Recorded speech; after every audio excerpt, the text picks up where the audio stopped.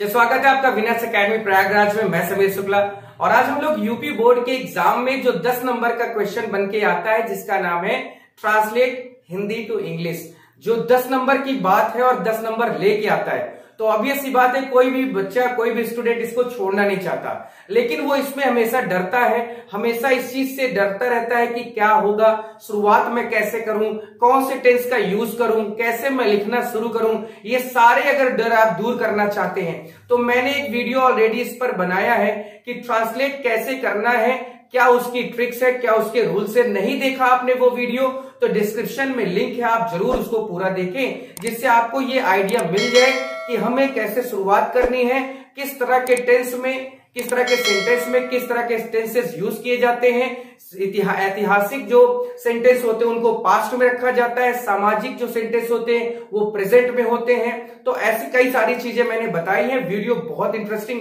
आज का भी है, 4 लाइन आप देख रहे होंगे, इसे हम लोग अपने साथ सॉल्व करते हैं। अगर आपको ये आ जाता है तो आप उसको कमेंट सेक्शन में भी बिल्कुल बता सकते हैं, तुरंत बता सकते हैं। तो वीडियो लास्ट तक देखना, बहुत इंटरेस्टिंग है। दोस्तों के पास भी शेयर कर देना और करीब 10 से 15 मैं ऐसे ट्रांसलेशन आपको करवा दूंगा जिससे आपका पूरा भैया काम हो जाए और 10 में से 10 तो मिल ही जाए, है ना। वो 10 में से 10 छोड़ना नहीं है, 10 नंबर की बात है, क्योंकि यहाँ 1 नंबर से परसेंटेज बनता है और बिगड़ जाता है। तो शुरुआत करते हैं कि भारत एक कृषि प्रधान देश है भाई। तो अगर भारत एक कृषि प्रधान देश है तो हम इसको ऐसे लिख सकते हैं कि इंडिया इज अ, सामाजिक है यानी थोड़ा सा है शब्द दिया है, तो India is a pro agricultural country, यानी कृषि प्रधान देश को प्रो एग्रीकल्चरल कंट्री कहते हैं। उसके बाद है इस देश की आबादी का लगभग 80% कृषि पर आधारित है। यानी इस देश की आबादी जो है लगभग 80% क्या है, कृषि पर आधारित। तो इस देश की आबादी का लगभग 80% कृषि पर आधारित है। तो हम जब शुरुआत करेंगे तो इस देश की से नहीं करना, हमें जो शुरुआत करनी है वो 80% से करनी है। तो अगर हम इसको ऐसे लिखे कि 80% या आप 80% को 80 और फिर परसेंट भी लिख सकते थे, 80% ऑफ पॉपुलेशन, 80% ऑफ पॉपुलेशन या 80% पॉपुलेशन, ठीक है, ऑफ दिस कंट्री।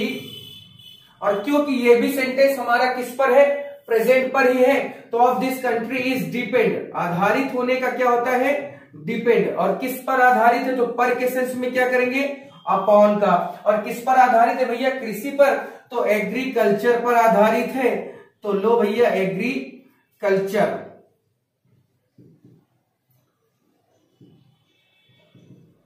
ठीक है। तो India is a pro agricultural country, 80% population of this country is depend upon agriculture, यानी 80% जो इसकी जनसंख्या है भारत की वो किस पर आधारित है, किस पर डिपेंड है, तो वो अभी आगे की बातें हैं कि वो पूरी तरह से कृषि पर आधारित है, 80% जनसंख्या। उसके बाद है कि यह भी कहा जाता है, देखिए यह भी कहा जाता है कि, अब जैसे यह भी कहा जाता है तो इसके लिए जो आप वर्ड लिखेंगे, पहले इसको लिख दिया जाए एग्रीकल्चरल, ठीक है। इसके लिए क्या लिखेंगे, यह भी कहा जाता है, तो इट इज आल्सो सेड, यह भी कहा जाता है कि दैट इस देश की कृषि बरसात पर निर्भर है। यानी इस देश की कृषि किस पर निर्भर है, तो भारत देश की कृषि जो है वो किस पर निर्भर करती है, तो वो भाई बरसात पर निर्भर करती है। तो it is said that agriculture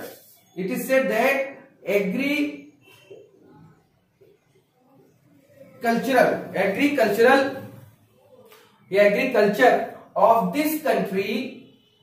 this country is depend upon rain, ठीक है। देखिए दोनों तरफ से डिपेंड अपॉन, पहला क्या था कि 80% जो कृषि है वो 80% जो आबादी है वो किस पर आधारित है, कृषि पर, और कृषि किस पर आधारित है? बरसात पर। यानी सब एक दूसरे के क्या है? कॉम्प्लीमेंट बन रहे हैं कि जो भैया यहाँ की जनसंख्या है वो कृषि पर आधारित है, और कृषि किस पर आधारित है? तो वो रेन पर आधारित है। उसके बाद है अच्छी बरसात के अभाव में, अच्छी बरसात के अभाव में कृषि पर बुरा प्रभाव पड़ता है। अच्छी बरसात के अभाव में कृषि पर बुरा प्रभाव पड़ता है। तो यहाँ पर अभाव में के लिए क्या लिखेंगे कि due to lack of rain. अभाव मतलब कमी, तो due to lack of rain यानी अच्छी बरसात के अभाव पर, या due to heavy lack of rain, या due to lack of heavy rain, कुछ भी आप कर सकते हैं, इसमें दिक्कत नहीं है। तो due to lack of rain there is an impact, there is an impact यानी काफी प्रभाव पड़ता है। There is an impact of agriculture यानी काफी प्रभाव किस पर पड़ता है? बरसात के ना होने के कारण कृषि पर पड़ता है, वो बुरा प्रभाव पड़ता है। उसके बाद है जुलाई माह के प्रारंभ होते ही वर्षा ऋतु प्रारंभ हो जाती है। ठीक है, तो देखिए कृषि बरसात के अभाव में कृषि पर बुरा प्रभाव पड़ता है। जुलाई माह के प्रारंभ होते ही वर्षा ऋतु प्रारंभ हो जाती है। तो इसको अगर हम ऐसे लिखते हैं क्या कि यहां से कि rainy season start with one set of July, यानी रेनी सीजन हमारा जो बरसात का मौसम होता है वो जुलाई से शुरू होता है। तो rainy season start with one set of July, और उसके बाद है जब बादल आसमान में छा जाते हैं, तो when the cloud horse, HORES, हॉर मिस होता है पूरी तरह से ढक लेना। तो व्हेन द क्लाउड कर सकते हैं, when the cloud horse in the sky, यानी हॉरेस जब पूरी तरह से आसमान में बादल छा जाते हैं तो मौसम बड़ा सुहावना हो जाता है। देन वेदर बिकम प्लीजेंट, तो मौसम क्या हो जाता है? बहुत सुहावना हो जाता है। तो ये थी इतनी लाइन आपकी। इसी तरह से और कुछ लाइनें हैं, उसको भी हम लोग देख लेते हैं, समझ लेते हैं। तो चलिए आगे बढ़ते हैं भाई। चलिए, हमारा कि चारों ओर हरियाली दिखाई पड़ने लगती है, यानी जब बारिश होती है तो चारों ओर हरियाली दिखाई पड़ने लगती है। मनुष्य के साथ पशु पक्षी में नया उत्साह आ जाता है। और ऑब्वियस सी बात है भाई, कितनी गर्मी के बाद जब थोड़ा सा शरीर पर पानी पड़ता है, लोग महसूस करते कि बारिश हो जाए ना, लोग कितना कहते कि बारिश हो जाए, जो भी चीजें, तो वो केवल इंसानों के लिए नहीं, पशु पक्षियों के लिए भी बहुत आनंदमय का समय होता है। रात में घना अंधेरा हो जाता है, क्योंकि जल के बिना जीवन की कल्पना असंभव है। ठीक है, अगर इसको करने के लिए कहा जाए तो हरियाली की मतलब होता है ग्रीनरी। तो ग्रीनरी इज सीइंग, दिखाई पड़ने लगती है, तो greenery is seeing all around, यानी चारों ओर का मतलब होता है ऑल अराउंड, हरियाली का मतलब होता है ग्रीनरी। तो हरियाली यानी greenery is seeing all around. मनुष्य के साथ पशु पक्षियों में नया उत्साह आ जाता है। तो there comes a new excitement, यानी नया उत्साह के लिए न्यू एक्साइटमेंट आ जाता है। किसके पास आ जाता है? तो मनुष्य के साथ पशु पक्षियों में भी। तो human being, there comes a new excitement human being as well as, यानी के साथ या साथ in the birds and animal, यानी मनुष्य के साथ साथ पशु पक्षियों में भी क्या है? नया एक्साइटमेंट आ जाता है। उसके बाद है रात में घना अंधेरा हो जाता है, तो नाइट बिकम फुल डार्क, क्योंकि जल के बिना जीवन की कल्पना असंभव है। तो life of human being is unimaginable without water, क्योंकि जल के बिना जीवन असंभव है।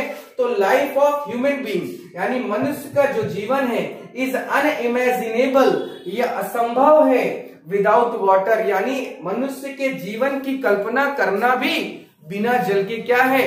असंभव होता है। तो I hope and I wish कि ये चीज आपको समझ में आई होगी। अभी देखिए, ये थोड़ा सा छोटा सा एक पार्ट था। कल मैं आपके सामने जब आऊंगा तो उसको और थोड़ा सा बड़ा एक और लेके आऊंगा और लाइव आऊंगा, जिससे आप भी वो सारी चीजें देख सके, आप उसका जवाब दे सके। खैर, मैं उन्हीं ट्रांसलेट को आपके सामने लेके आ रहा हूं जो बहुत इंपॉर्टेंट है, पिछले कई सालों में आए हैं या आने के जिनके चांसेस हैं। तो वीडियो आपने पूरा देखा, फुल वॉच किया, थैंक यू इसके लिए। लेकिन एक काम जरूर करना, अपने दोस्तों को शेयर जरूर कर देना, क्योंकि ये चीज दोस्तों तक जानी चाहिए ना कि आपने इस चीज को देखा है, जाना है। और एक सबसे बड़ी बात कि कुछ ना कुछ आपको इसमें कोई कहीं ना कहीं एक दो मीनिंग क्लियर हो गई होगी, दो चार मीनिंग क्लियर हो गई होगी, कैसे मैंने सेंटेंस को लिखना शुरू किया हो वो भी आपको क्लियर हो गया होगा। तो ये सारी चीजें बहुत मैटर करती हैं जब आप 10 नंबर लेने जा रहे हैं। तो इसका मतलब है कि आप एकदम सही और सटीक बातें लिखें, आप किसी भी फालतू शब्दों का यूज ना करें। एग्जामिनर आपके फालतू के शब्दों को नहीं देखना चाहता, एग्जामिनर सिर्फ इतना चाहता है कि जो मैंने इस बंदे से पूछा है क्या उसने इस बात का सही जवाब दिया है या नहीं दिया। एग्जामिनर सिर्फ ये देखना चाहता है, एग्जामिनर ये कतई नहीं देखना चाहता कि आपके पास कितना नॉलेज है, कितना आप स्कॉलर टाइप के हैं यानी विद्वान टाइप के हैं या नहीं। इससे कोई मतलब एग्जामिनर को नहीं है, वो सिर्फ ये चाहता है कि what ever I have asked have you given answer और नॉट, आपने उसका आंसर दिया है या नहीं। तो I hope and I wish कि आपको वीडियो क्लियर हुआ होगा, दोस्तों को जरूर शेयर कर देना। कल फिर इसी तरह से नए एक ट्रांसलेट हिंदी टू इंग्लिश के साथ मिल जाएंगे। फिर आज के लिए इतना ही, थैंक यू।